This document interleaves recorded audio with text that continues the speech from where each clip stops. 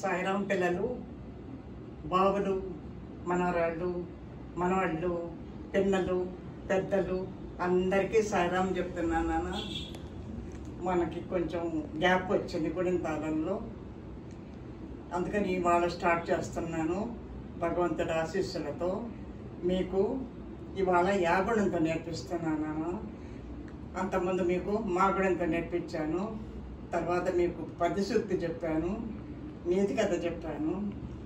ఇవాళ కూడా మనము పద్యసూక్తి ఒకటి స్టార్ట్ చేసుకొని తర్వాత మనం ఇది గుణింతం అయిపోయిన తర్వాత నాన్న స్టోరీ టెల్లింగ్లోకి వెళ్ళిపోతాము.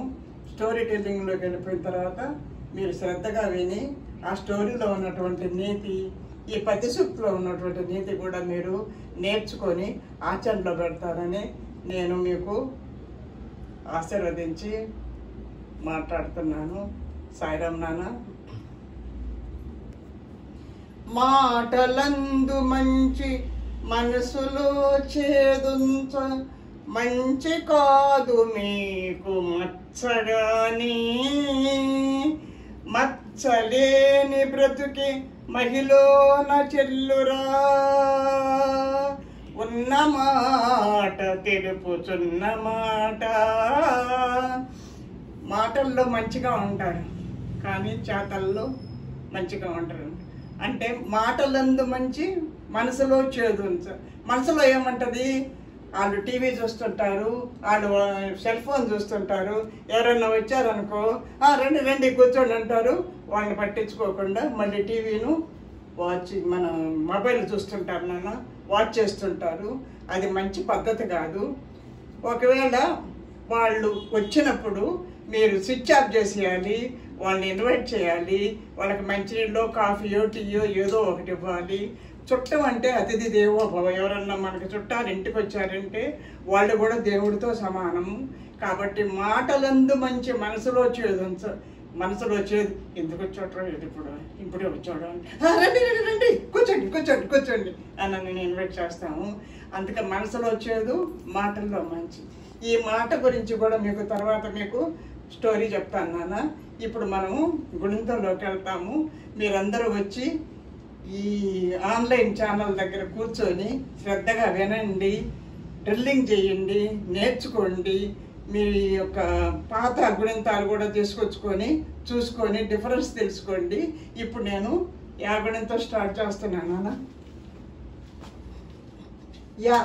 ఒకటి నాన్న గుర్తుపెట్టుకోండి, మా అనే దానికి మాత్రం ఇదిగో చూడండి, మా గుడిస్తే మూ ఉంది కదా, చిన్న సున్నా ఉంటుంది, దానికి ఎదురుగ్గా తలకట్టు ఉంటుంది. మాకు యాకు తేడా అదనమాట. అది యా అంటే ఏంటి నాన్న అంటే పెద్ద సున్నా ఉంటుంది, సున్నాకి ఎదురుగ్గా తలకట్టు వస్తుందమ్మా. చూసారా నాన్న డిఫరెన్స్ చూసారా? కాబట్టి ఇప్పుడు ఇప్పట్లో డాక్టర్లు, ఇంజనీర్లు, లాయర్లకు కూడా మా గుణంతో యాగుణంతో తెలియదు. అర్థమైందా బంగారు? కాబట్టి మీరు ఈ రెండు డిఫరెన్స్ తెలుసుకోండి. కామెంట్లో వచ్చి మీరు మా గుణింతము యాగుణింతము రాశారనుకోండి, మీకు మంచి గిఫ్ట్ ఇస్తాను. ఓకేనా? యాకు దీర్ఘమిస్తే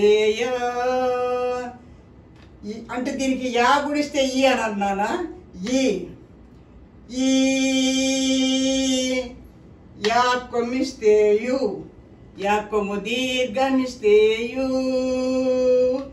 యాకు రుత్వమిస్తే యురు, యాకు రుత్వం దీర్ఘమిస్తే రు, యాకేత్వమిస్తే ఏ, యాకేత్వం దీర్ఘమిస్తే ఏ,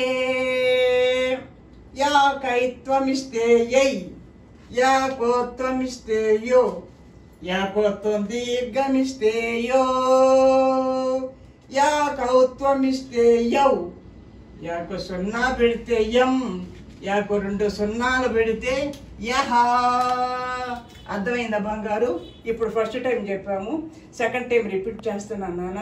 శ్రద్ధగా వినండి, నేర్చుకోండి, డిఫరెన్స్ తెలుసుకోండి మా గుణింతానికి యా గుణింతానికి. యాకు దీర్ఘమిస్తే యా, యు, యాకొమిస్తే యు, యాకొము దీర్ఘమిస్తే యు, యాకు వృత్తమిస్తే యు, యాకొరుత్వం దీర్ఘమిస్తే యురు యాకేత్వమిస్తే ఏ యాకేత్వం దీర్ఘమిస్తే ఏ యాకైత్వమిస్తే యై యాకోత్వమిస్తే యో యాకోత్వం దీర్ఘమిస్తే యో యాకౌత్వమిస్తే యౌ యాకు 0 పెడితే యం యాకు 2 సున్నాలు పెడితే యహ. ముచ్చటగా ఇప్పుడు 3వసారి చెప్పుకుందాం ఆ బంగారు. కానీ ఇంట్రెస్ట్గా ఆనందంగా ఎగిరెగిరి ఇంట్రెస్ట్గా ఎంతో శ్రద్ధగా మనం చదువుల తల్లిని నేర్చుకోవాలి. సరేనా? యా యాకు దీర్ఘమిస్తే యా ఈ యాకొమిస్తే యు యాకము దీర్ఘమిస్తే యు యాకు వృత్వమిస్తే యురు యాకు వృత్వం దీర్ఘమిస్తే యురు యాకేత్తమిస్తే ఏ యాకేత్వం దీర్ఘమిస్తే ఏ యాకైత్వమిస్తే యై యాకోత్వమిస్తే యో యాకోత్వం దీర్ఘమిస్తే యో యాకౌత్వమిస్తే యౌ యాకు 0 పెడితే యం యాకు 2 సున్నాలు పెడితే యహ. చూసారా ఎంత ఆనందంగా ఉందో? ఆ యాగుణితం అనేది ఎంత మనకు ఆనందాన్ని ఇస్తా ఉందో చూసి. పాట ఉంది yeah yeah yeah yeah yeah. ఇప్పుడు నేను డాన్స్ వేస్తే మీరు పాడిపోతారు. కాబట్టి యాగుణితాన్ని శ్రద్ధగా నేర్చుకోండి, చూడకుండా రాయండి, మళ్ళీ మీ పెద్దలకు చూపించండి, మంచి మార్కులు తెచ్చుకోండి క్లాసులో కూడాను. ఇప్పుడు మనము ఒక స్టోరీకి వస్తాం. ఆ స్టోరీ ఏంటయ్యా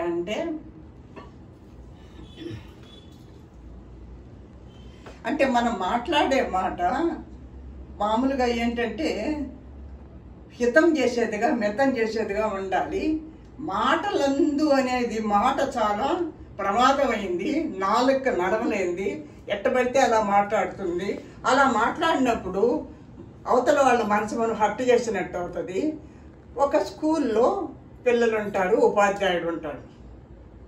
అర్థమైందా నాన్న? మీకు తెలుసు కదా, మీ క్లాసులో మీ అయ్యవారు మీ పిల్లలు అందరు ఉంటారు కదా, మీ స్టూడెంట్స్ మీ ఫ్రెండ్స్. మీకు ఇన్స్పెక్టర్ వస్తుంటారు కదా అప్పుడప్పుడు. అప్పుడు ఇన్స్పెక్టర్ వచ్చి క్లాసులో అటెండ్ అవుతాడు చెక్ చేసేదాన్ని. ఈ ఉపాధ్యాయుడు ఏం చేస్తాడు? మంచి మాటలు నేర్పిస్తాడు. బీ గుడ్, మంచిగా ఉండండి. సీ గుడ్, మంచిని చూడండి. డూ గుడ్, మంచిని చేయండి. Help ever, hurt never, love all, serve all అని చెప్పేసి చెప్తూ ఉంటాడు. ఈయన చూస్తుంటాడు ఇన్స్పెక్టర్ గారు. ఏంటయ్యా మాస్టరు, మాటలతో మాడతారా వాళ్ళు? మాటలు చెప్తున్నావేంటి? చేతలు చేసి చూపించాలి కానీ. లేదండి ఇన్స్పెక్టర్ గారు, మాటలతో తప్పనిసరిగా పిల్లలు మాడతారండి, మనం చెప్పేదాన్ని బట్టి ఉంటుంది. లేదయ్యా బాబు, మాటలతో మారరు. కాదండి సార్, తప్పనిసరిగా. లేదయ్యా కాదు సార్, లేదయ్యా కాదు. సరే సార్, నీకు ఇప్పుడే చూపిస్తాను సార్ ఎలా మారుతారని. రైట్, ఇలా రండిరా. ఈ ఇన్స్పెక్టర్ గారిని మెడబెట్టి బయటకు గంటంటారా. ఏంటి ఏంటి నన్ను నువ్వు మెడబెట్టి బయటకు గంటమంటావు? అదేంటి సార్, మీరే కదా చెప్పారు మాటలతో లాభం లేదు, చేతలతో చేసి చూపించమని. మాటే కదా చెప్పాను, వాడు మిమ్మల్ని మెడబెట్టి బయటకు తోయలేదు కదా. అప్పుడు ఆయన రియలైజ్ అవుతాడు ఆయన చేసిన పొరపాటు. చూసారా నాన్న? కాబట్టి